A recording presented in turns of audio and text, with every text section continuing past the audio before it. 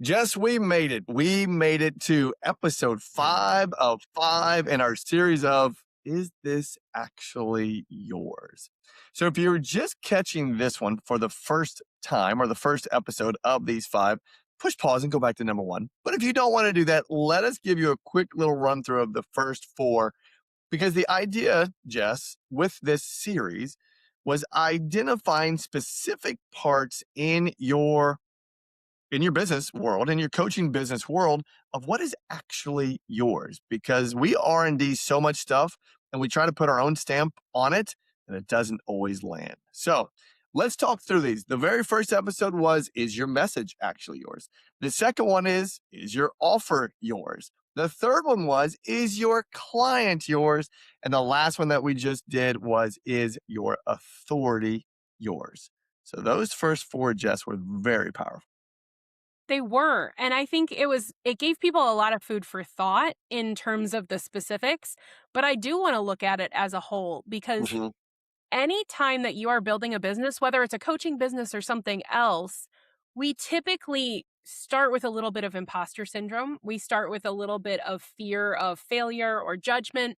And we tend to borrow things from other people to give ourselves credibility, to diminish the imposter syndrome or create confidence.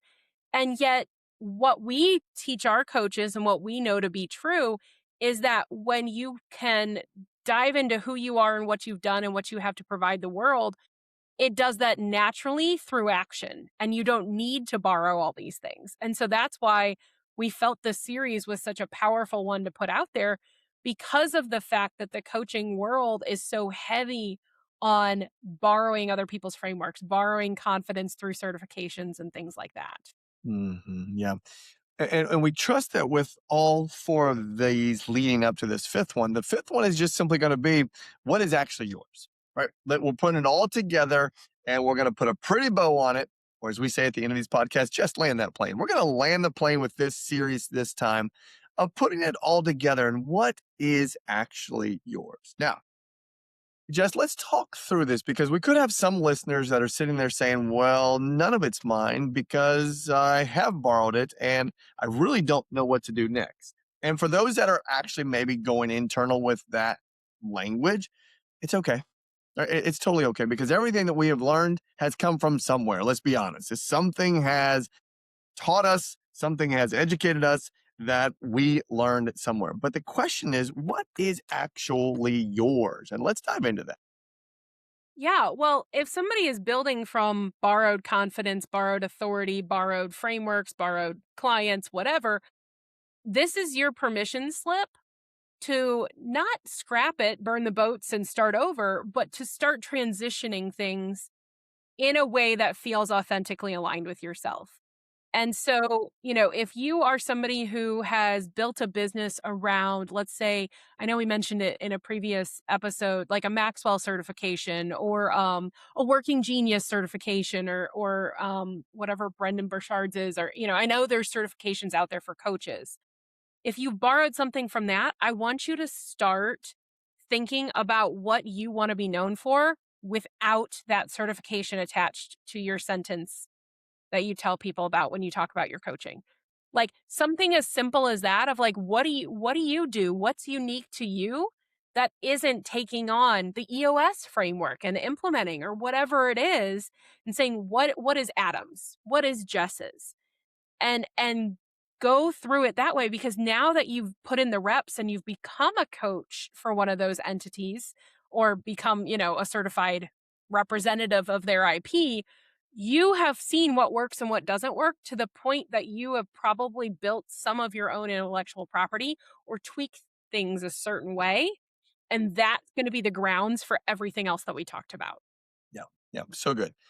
So what we want to do right now is give you permission, right? So many people need permission to say, whew, okay, I can go do this now on my own. And you actually can, and you're probably already doing it, but maybe you feel a little jaded because it came from a certification, or it came from this, it came from that. I mean, you've heard me talk about this millions of times. 7 years ago, I borrowed the framework from Dan Henry because that is the pathway that I liked. I liked that framework. I wanted to go down that path. Um, and his content was so good and very robust that I didn't get through all of them. Though at the end of the day, some of his stuff is kind of what we have built some of our stuff around, but we put our own spin on it, right? And so it's okay to have permission to go build your own. Remember, though, the big thing, Jess, that I would love for everyone to hear is you don't have to be clever in this space. You Mm. don't have to be clever in building your own IP. You need to be clear, right? Your buyers, your whatever it is you are looking to create, whether that's one on one, whether that's one to many, in the one to many space, if that's a cohort, if that's a community, if that's a masterclass, whatever you define one to many as, be clear. Right? Whatever your Mhm. IP is, whatever your authority is, whatever your whoever your people are, just be clear, not clever. Well, I think that's the gist of it, and maybe we should have even called this episode that, but I think IP is the crux of all of this. What do you own? Because again, there's no new information in the world really. There's new implementation. It's not about how to's generically, it's the how you did it specifically. Mm-hmm. And so that's what people want is the how use, your version of implementation on information that exists in the world. What did you filter through to get you to where you are today? And so your avatar, your authority, your offer, all of that stems from your seat, your experience, what you've lived through, you walk through, whatever. And so the permission slip here is to know that everything you've done has enough value that you can build a business around it. You don't need to use, certification IP to have authority. You don't need a certification to give you leads. You don't need that Mm-hmm. to create the offer and pigeonhole you into one framework. And that's the beauty of this is that we have created a world and a playbook and an understanding of the value of you, not and everything you've gone through, not the value of the piece of paper you paid for. Mm-hmm. And I don't want to take this podcast down a different road, though. I absolutely love that language of how you versus how to, because the world is filled with how to's.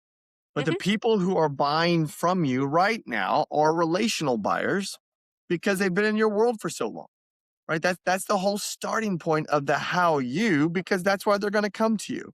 And that's why we say build your one-on-one coaching business first.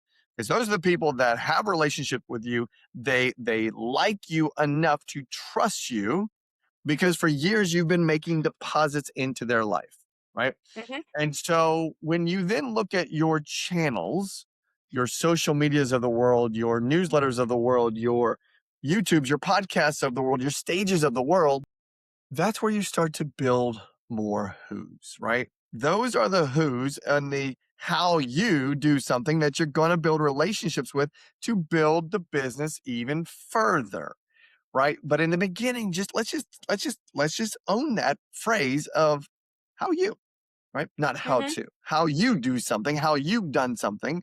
And don't go sell this everywhere. Just go make some deposits in people that already have relationships with you because they will say, I want to do what you do.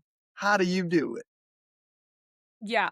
Well, I laugh because, I've got a wall of books behind me, and I can go buy a $15 book, a $20 book to get the framework of most of those certification programs. And so I don't see the value in buying the implementation of a book from somebody live the way I do if that person has done the thing that I want to do or they're chapters ahead of me doing the thing that I want to do, and they can shortcut and expedite it because they'll teach me exactly what hurdles they overcame, how they overcame them, help me avoid any, sinkholes, pitfalls, whatever, and get me to the result faster. And so it's so funny how many people feel like they are incompetent or incapable of teaching somebody what they just lived through. And I'm like, you don't have to have a piece of paper for that. Yeah, that's very, very You know, true. like you are chapters ahead of somebody else in the world. Somebody else in the Mhm. world wants to learn from you. All it is crafting the language and the message and the positioning in a way that reaches them and they can clearly see that you're the right solution to the problem they currently have.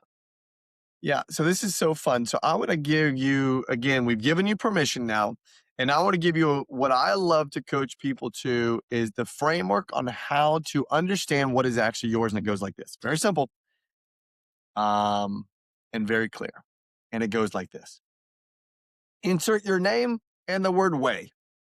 Jess Way, Adam Mhm. Way, business name way, right? It is Mhm. that word way of how you do something. And that's it.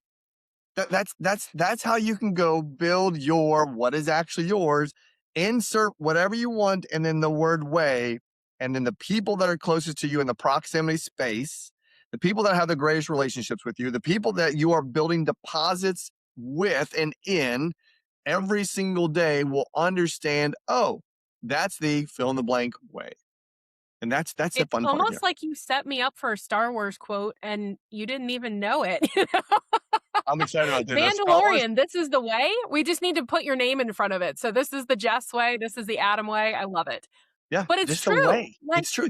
That's how simple this is, right? That's how simple this is you well, gosh, IP just sounds like a such a big word. And I'm such just a simple little coach.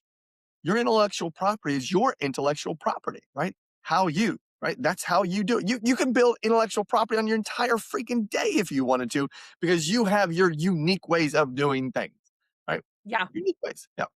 Yeah. I mean, Sorry. it's funny, Go like, on. I tell people when I meet them out in the world, they're like, "Well, what do you do?" And I'm like, "I help people organize their IP." And not to be confused with ICP, which is, ideal customer profile, but IP is intellectual property, and everybody has some.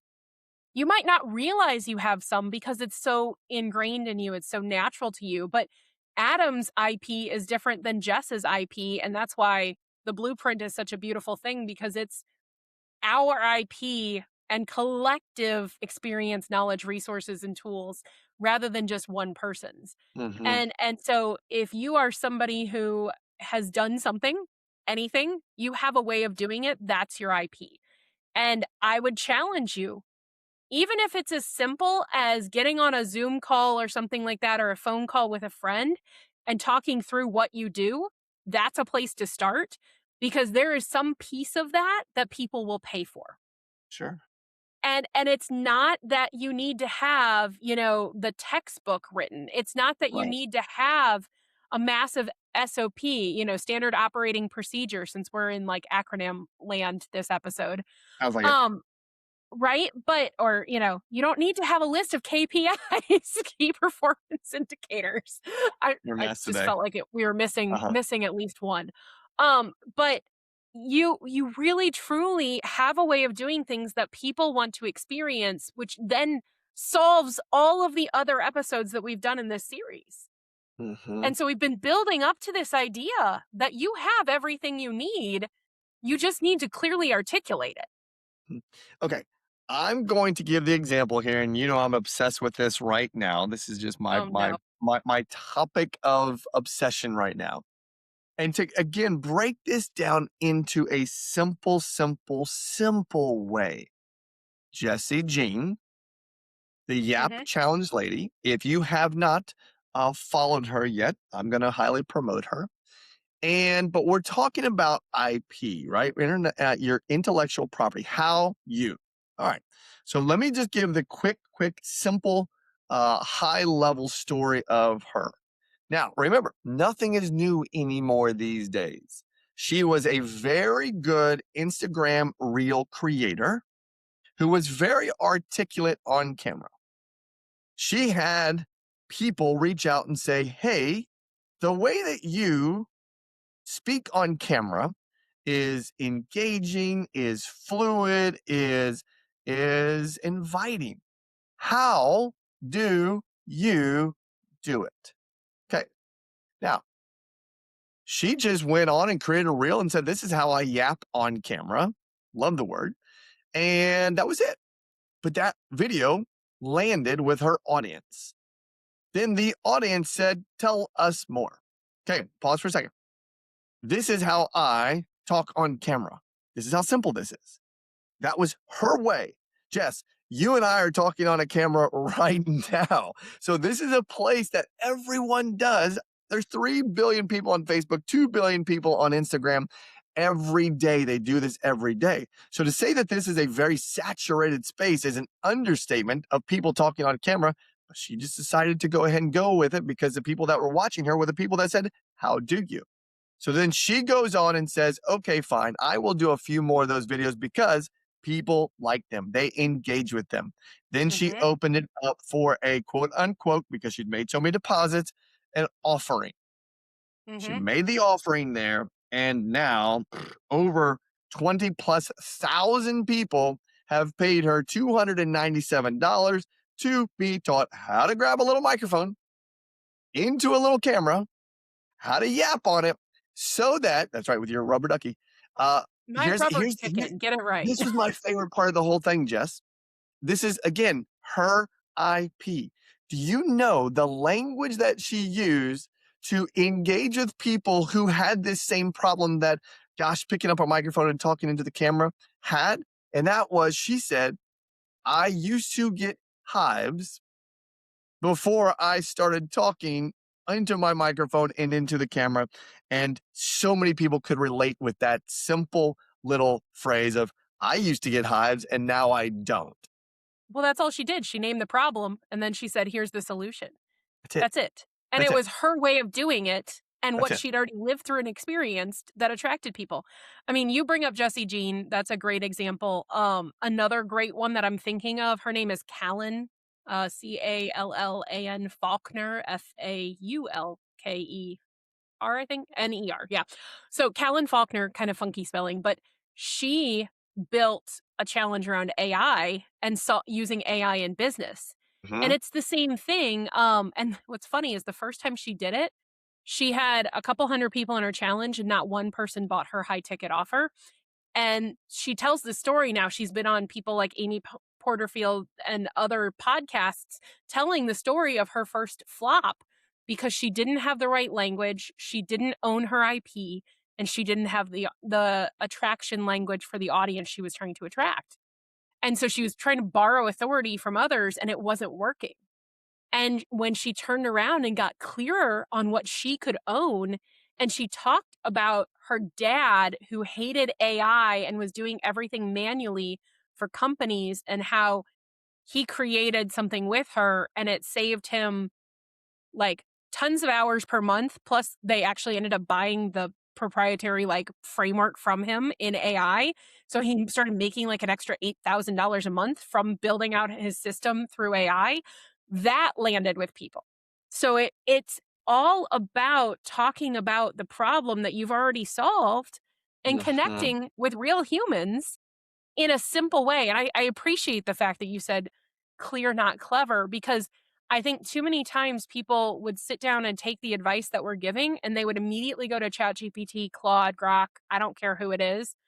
Um, or Adam Manis now, I know you're obsessed with, but it doesn't matter what AI platform. It's the thing is they'd sit down and they'd be like, "Okay, here's what I've done, here's who I am, help me build a challenge or an offer." And then they would take maybe the first, second, or third result from it and just go. And then they'd be frustrated because it didn't work for them. And that's because we have gotten to this point now where we are not talking enough about our own experience and we're leaning too heavily into fancy language generated by AI. And Mhm. so, if you haven't listened to our one of our previous series on Maslow's Mountain and the language side of things, I highly recommend going back to that series as well.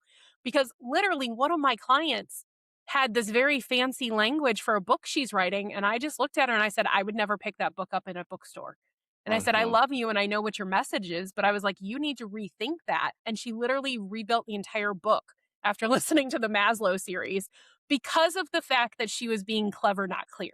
Yeah. And Yeah. so truly, honestly, I love the fact that we're trying to make this simple and easy. And most people will react to me like, that sounds too simple or too Mhm, easy. But the thing mhm. is that's what people are trying to buy. They're trying to buy the shortcut. But They're let's trying to let's buy the simple and easy way to let's get somewhere that you've help already gone. well, hold on. Let's help the listener out here because I do believe that we need to identify something. And that is when we are attempting to stand at the top of the mountain and say, this is mine, right? I'm putting my flag down. I've been here, I've done that. I've followed Adam and Jess, and I said, my name, Way. Great. That's cool.